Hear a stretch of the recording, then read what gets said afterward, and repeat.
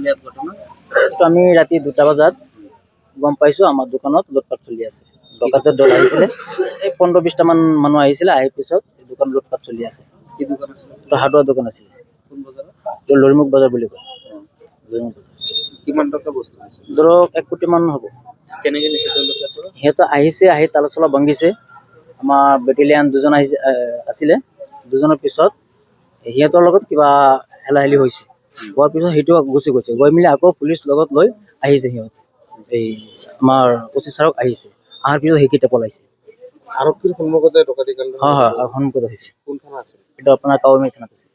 তেওঁলোকৰ সন্মুখতে হৈছিল? সন্মুখত হৈছে। ভিডিঅ' আছে তো? এই ছাৰৰ এই আপোনাৰ বেটেৰীৰ নামটো কি আছিলে? কিমান টকাৰ বস্তু নিছে? 1 কোটি টকা মান হ'ব। নগদ ধনো আছিলে নেকি? নগদ ধন আছিলে আপোনাৰ 1,70,000 টকা নগদ ধন আছিলে। নগদ ধন আছিলে। আপোনাৰ দোকানত চিচিটিভি নাছিলে? আছিলে, গোটেইকেইটা ভাঙিছে সিহঁতে। যিকেইটা আপোনাৰ ভিডিঅ' ফুটেজ ছেভ হৈ থাকে সেইটো লৈ গৈছে। কিমান জনীয়া দল আছিল ডকাইত? ধৰক কম মেক্সিমাম, আমিতো ইয়াত নাছিলোঁ, শুনামতে ধৰক 15 পৰা 20জন মান আহিছিল। কিহেৰে আহিছিলে তেওঁলোক? বাইক আহে 4 চকা লৈ আহিছিলে। কি হৈছিলে? এইটো আমাৰ পশ্চিম লৰিমুখ বজাৰ। ৰাতি 2টা মানত আমি গম পাইছোঁ, বিশেষ সূত্ৰত আমি গম পাইছোঁ আমাৰ দোকানত চুৰি ডকাইতি হৈ আছে।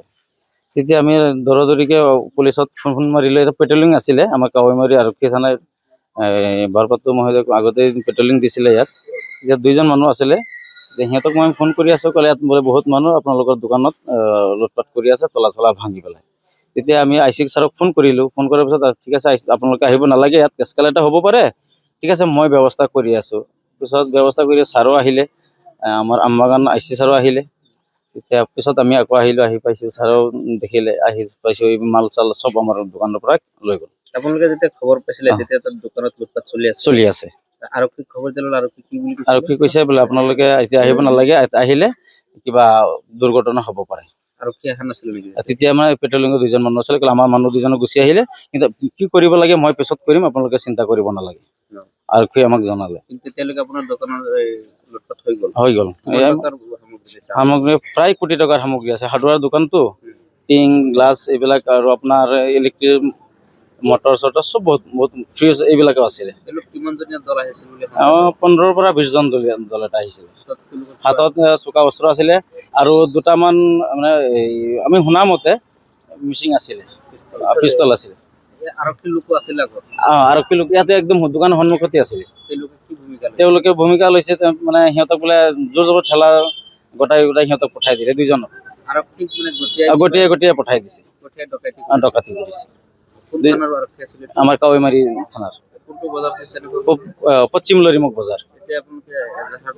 এজাহাৰ মানে দিয়া নাই, ছাৰে কৈছে বোলে ৰাতিপুৱা আহি পেলাই তোমালোকে এজাহাৰ দিয়া, পিছত কি ব্যৱস্থা ল'ব লাগে মই ল'ম।